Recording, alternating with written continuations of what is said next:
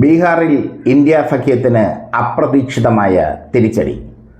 ഭൂരിഭാഗം exit poll ഫലങ്ങളും പ്രവചിച്ചത് സംഭവിച്ചു. ഇന്ത്യ സഖ്യത്തിന് വലിയ തിരിച്ചടിയായത് കോൺഗ്രസിൻ്റെ സാന്നിധ്യമാണ്.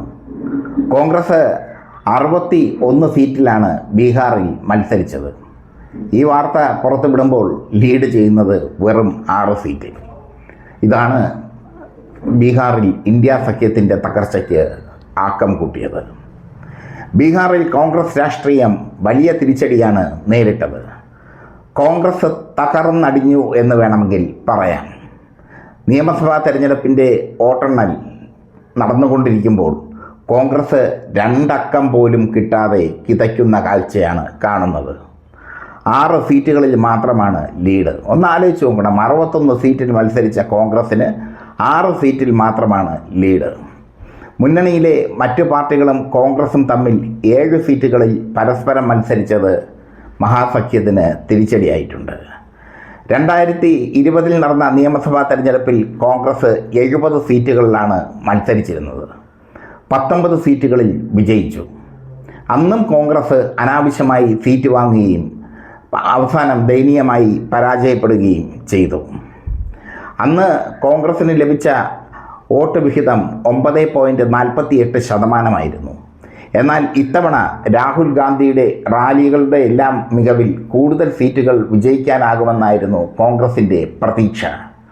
വോട്ട് ചോരി അടക്കമുള്ള ആരോപണങ്ങൾ സജീവമാക്കി കോൺഗ്രസ് രംഗത്ത് വന്നെങ്കിലും അതൊന്നും ഏശയില്ല. ഇത്തവണ കോൺഗ്രസ് സംസ്ഥാനത്തെ പ്രമുഖരെയെല്ലാം സ്ഥാനാർത്ഥികളാക്കിയിരുന്നു. കോൺഗ്രസ് സംസ്ഥാന അധ്യക്ഷൻ രാജേഷ് റാം കുടുംബ സംവരണ മണ്ഡലത്തിൽ മത്സരിച്ചിരുന്നു. മുതിർന്ന നേതാവ് ഷക്കീൽ അഹമ്മദ് ഖാൻ കദ്വയിലും ശശ്രാവത് കേദാർ പാണ്ഡെ നർക്കാഠ്യഗഞ്ചിലും കമറുൽ ഹോഡെ കിഷൻഗഞ്ചിലും ജനവിധി തേടിയിരുന്നു. RJD, Congress, CPI, CPM, CPI-ML, Mukesh സാഹ്നിയുടെ വികാസ് ശീൽ ഇൻസാൻ പാർട്ടി, ഇന്ദ്രജിത് പ്രസാദ് ഗുപ്തയുടെ ഇന്ത്യൻ ഇൻക്ലൂസീവ് പാർട്ടി തുടങ്ങിയവയായിരുന്നു മഹാഗഡ്ബന്ധനിൽ ഉണ്ടായിരുന്നത്.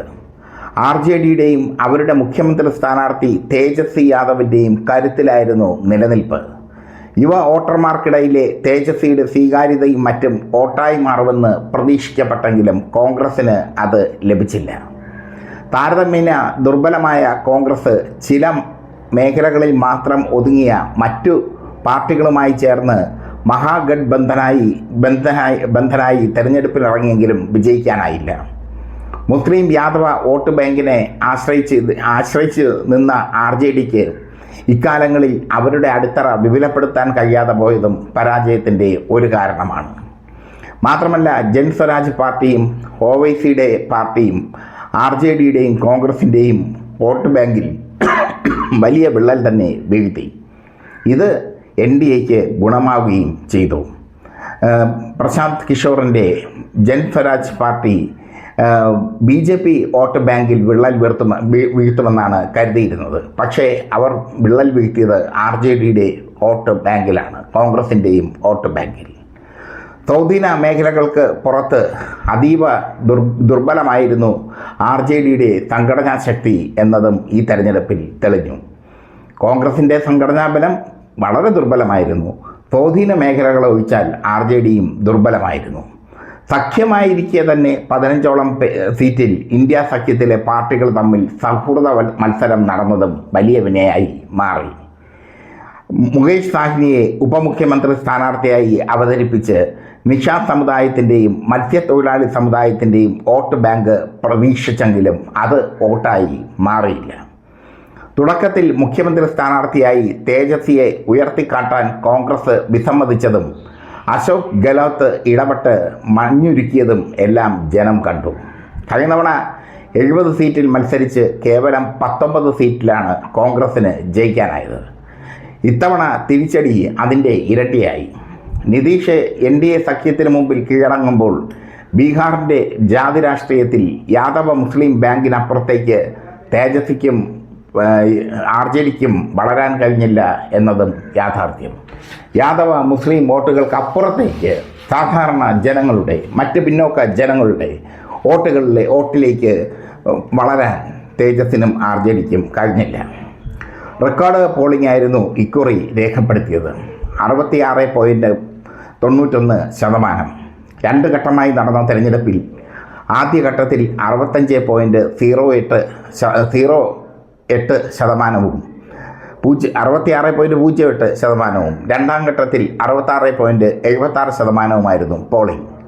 2020 ഇത് 57.29%, അതായത് 9.62% വർധന. പുരുഷന്മാരെക്കാൾ കൂടുതൽ സ്ത്രീകൾ വോട്ട് രേഖപ്പെടുത്തി. 71.6% സ്ത്രീകളുടെ പോളിംഗ് ശതമാനം. ചുരുക്കത്തിൽ കോൺഗ്രസിൻ്റെ ഈ ദൗർബല്യം ഇന്ത്യ സഖ്യത്തെ വീഴ്ത്തി എന്ന് വേണമെങ്കിൽ പറയാം. ഇത്രയും സീറ്റ് കോൺഗ്രസിന് കൊടുക്കാതെ ആർ ജെ ഡി കൂടുതൽ സീറ്റിൽ മത്സരിച്ചിരുന്നെങ്കിൽ, ഇടതു പാർട്ടികൾക്ക് കൂടുതൽ സീറ്റുകൾ നൽകിയിരുന്നെങ്കിൽ ഈ തോൽവിയുടെ ആഘാതം കുറയ്ക്കാനെങ്കിലും കഴിയുമായിരുന്നു ഇന്ത്യ സഖ്യത്തിന്.